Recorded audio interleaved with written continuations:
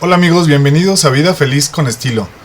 Hoy vamos a disfrutar de una caminata por las playas de Playa del Carmen, aquí en Playa Mamitas, que la verdad está muy padre, para que ustedes disfruten allá desde su casita como si estuvieran caminando aquí en la playa, viendo cómo se pone el ambiente, cómo disfruta la gente del sol, de la arena, del mar. Se relajen y se imaginen que están aquí mismo en la Playa del Carmen. Esta es una de las playas más populares de México. Vienen turistas de todas partes del mundo por lo bonita que está y el buen ambiente que se pone. Este es el primer video de una serie de 3 videos de la caminata en Playa del Carmen. Si les gusta, les recomiendo que se suscriban para que les lleguen las notificaciones de los próximos videos. Y también vamos a hacer videos de las noches aquí en Playa del Carmen, de cómo se pone el ambiente en la Quinta Avenida, en los antros y todo. Estén al pendiente y suscríbanse al canal, amigos. No voy a hablar más, los voy a dejar simplemente disfrutar de las imágenes, del mar y de todo.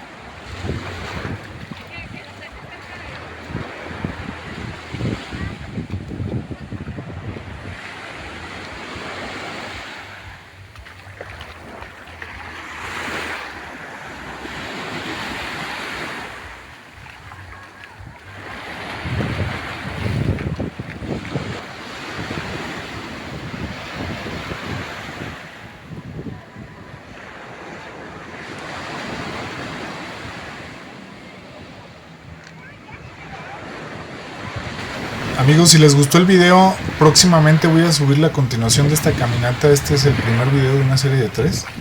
Entonces suscríbanse al canal para que estén pendientes, les lleguen las notificaciones y puedan ver la continuación de esta caminata. Y también les digo, vamos a subir videos de la vida nocturna en Playa del Carmen, de los antros, de la famosísima calle 5. Bueno, mejor dicho, la Quinta Avenida, ¿verdad? Y muchísimo más, ¿eh? Cuídense mucho, amigos, hasta la próxima. Aquí les dejo algunas recomendaciones de YouTube.